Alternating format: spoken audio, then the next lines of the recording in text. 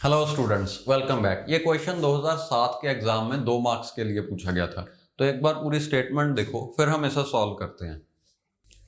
आप देख सकते हो पहले 2 पैराग्राफ्स में कोई भी नई इंफॉर्मेशन नहीं दी गई। यहाँ पे पीआई, जीआई, एसआई वगैरह का फॉर्मूला गिवन है। ओके, ये आपको ऑलरेडी पता है। तो एक्चुअल क्वेश्चन शुरू हो रहा है 3rd पैराग्राफ से। अगर आप चाहो तो पहले 2 पैरास पढ़ सकते हो। 3rd paragraph says, consider a two-level logic implementation of the look-ahead carry generator. Assume that Pi and Gi are available for the carry generator circuit and that the and OR gates can have any number of inputs. The number of AND gates and OR gates needed to implement the look-ahead carry generator for a 4-bit adder with S3, S2, S1, S0 and C4 as outputs are respectively. Okay, तो आपने बताना है कि कितने and gets और कितने और gets use होंगे कैरी लुक अहेड जनरेटर में। अगर इन एंड और गेट्स का फैन इन कुछ भी हो सकता है। ओके, यानी कि आप यहां पे 4 इनपुट या 5 इनपुट गेट्स भी यूज कर सकते हो। अब आप देखो, सबसे पहली बात, कैरी लुक अहेड एडर और कैरी लुक अहेड जनरेटर होता क्या है। देखो, 2 नंबर्स को ऐड करने के लिए या तो आप एक नॉर्मल एडर यूज कर सकते हो। उसमें क्या होगा, इन तीनों बिट्स को ऐड किया जाएगा, यानी कि 0th bit of both numbers and the carry in. तो हमें S0 मिलेगा और अगली स्टेज के लिए कैरी क्या है वो पता चलेगा। फिर हम इन तीनों को ऐड करके अगली स्टेज का कैरी पता करेंगे और इनका सम पता चलेगा।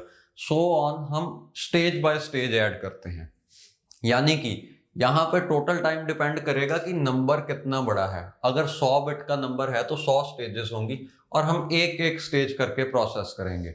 बट इस प्रोसेस को थोड़ा सा तेज करने के लिए हम यूज करते हैं carry look ahead adder. Carry look ahead adder में 2 स्टेप्स होते हैं। पहला स्टेप है कि हम ये सारे कैरीज एक ही साथ जनरेट कर लेते हैं बिना एक्चुअल एडिशन परफॉर्म करे। ओके, ये कांस्टेंट टाइम में हो सकता है।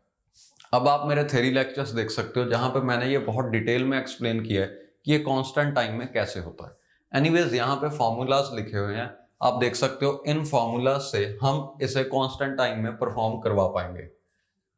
दूसरे स्टेप में हम ये सम जनरेट कर लेते हैं। अब क्योंकि हमारे पास C1, A1, B1 ये सब कुछ है, तो हम डायरेक्टली इसे ऐड कर सकते हैं बिना पिछली स्टेज पे डिपेंड किए। यानी कि ये सारी स्टेजेस एक ही साथ पैरेलल में ऐड हो जाएंगी और हमें एक ही टाइम में ये सारा सम मिल जाएगा। ओके, अब हमें क्वेश्चन में कहा गया है कि हम 2 लेवल लॉजिक यूज करके कैरी जनरेटर को इंप्लीमेंट करना चाहते हैं। ओके, यानी कि हमें सिर्फ carry look ahead carry generator circuit को इंप्लीमेंट करना है।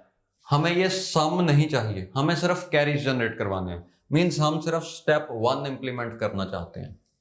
इसके लिए आप देख सकते हो C1, C2, C3, C4 ये जनरेट करने के लिए हमें 3 चीजें चाहिए। पहली चीज तो ये रही C0, इसमें भी C0, इसमें भी C0, इसमें भी C0, सभी फॉर्मूलाज में C0 है। C0 या Cn। ओके, ये हमें ऑलरेडी पता होता है। दूसरी चीज हमें चाहिए G और P। Okay, G0, G1, G2, G3, P0, P1, P2, P3, क्योंकि 4 बिट्स हैं, यानी कि GIs एंड PIs। क्वेश्चन में गिवन है कि ये GIs एंड PIs ऑलरेडी हमें पता ही हैं। ओके, अब बस हमें इनके एंड और परफॉर्म करवा के ये चारों कैरीज कैलकुलेट करने हैं। तो देखते हैं कि इस प्रोसेस में कितने एंड गेट्स और कितने नॉट गेट्स लगेंगे। आप देखो, C1 में एक ही और गेट लगेगा, C2 में भी एक ही और गेट लगेगा, रादर इन सभी में एक एक और गेट ही लगेगा। जैसे C4 की एग्जांपल लो, हम इस टर्म का, इस टर्म का, इस टर्म का, इस टर्म का और इस टर्म का और परफॉर्म करवाना चाहते हैं। यानी कि हमें 1 2 3 4 5 इनपुट और गेट चाहिए होगा, बट गेट एक ही चाहिए। ओके, तो टोटल नंबर ऑफ और गेट्स लगेंगे 4। यानी कि आंसर या तो B होगा या C होगा। ये दोनों तो डायरेक्टली रिजेक्ट हो गए। ओके, अब बात करते हैं एंड गेट्स के बारे में। एंड गेट्स आप देख सकते हो, इस टर्म को कैलकुलेट करने के लिए एक एंड लगेगा, 2 3 4 5 6 7 8 9 10, टोटल 10 एंड गेट्स लगेंगे। यानी कि आपका आंसर है ऑप्शन बी। अब देखो, यहां पे स्टेटमेंट कितनी लेंथी थी और क्वेश्चन कितना आसान था। आपने बस ये फॉर्मूलाज लिखने हैं और काउंटिंग करनी है, दैट्स इट। अब मुझे थोड़ा सा टाइम ज़्यादा लग गया क्योंकि मैं आपको ये सब समझाने लग गया और ये स्टेप्स वगैरह बताने लग गया, बट एग्जाम में इतना टाइम आपको नहीं लगेगा। ओके, अब कुछ और बात करते हैं इसी के बारे में। जैसे देखो, मैं आपको C2 का सर्किट बना के दिखा देता हूँ। सिमिलरली आप बाकी सारे सर्किट बना सकते हो, इवन दो सर्किट्स बनाना जरूरी नहीं है, बट स्टिल देखो, C0 में एक और गेट लगेगा जो कि 3 इनपुट गेट होगा। ओके, और 2 एंड गेट्स लगेंगे।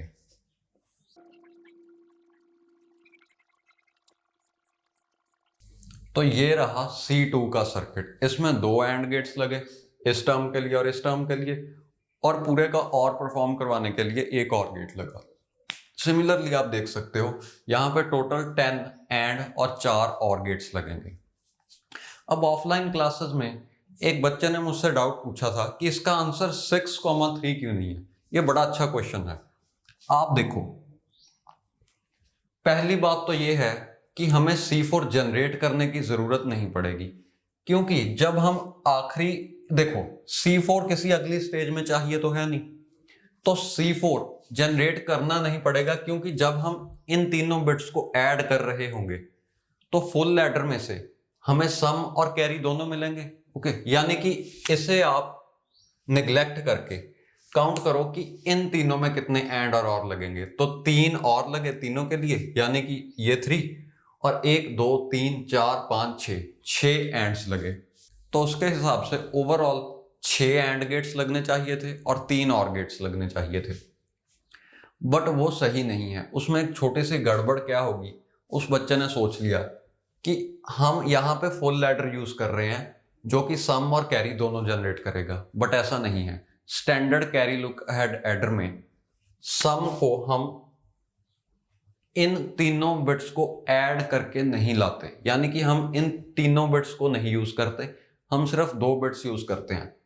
पहली बिट होती है PI, दूसरी बिट होती है CI। ओके, शायद ये फॉर्मूला क्वेश्चन में भी गिवन था, यानी कि यहाँ पे जो सर्किट हम एडिशन परफॉर्म करवाने के लिए यूज कर रहे हैं वो कैरी जनरेट ही नहीं करेगा, वो सिर्फ इन तीनों का सम बता देगा। ओके, और ये कैरी जनरेट के लिए हमें कैरी जनरेटर सर्किट की ही मदद लेनी पड़ेगी, यानी कि फाइनल कैरी भी इसी सर्किट से जनरेट करवाना पड़ेगा।